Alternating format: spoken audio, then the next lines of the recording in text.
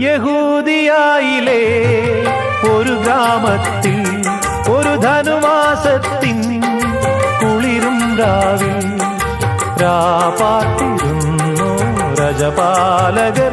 ദേവനാദം കേട്ടു ആമോദരാ. സ്വർണരാജികൾ വിടരും വാനിൽ, വെള്ളിമേഘങ്ങൾ ഒഴുകും രാവിൽ. താരക രാജകുമാരിയോടൊത്തന്നു തിങ്കൾ കലപാടി ഗ്ലോറിയ. അന്നു തിങ്കൾ കലപാടി ഗ്ലോറിയ.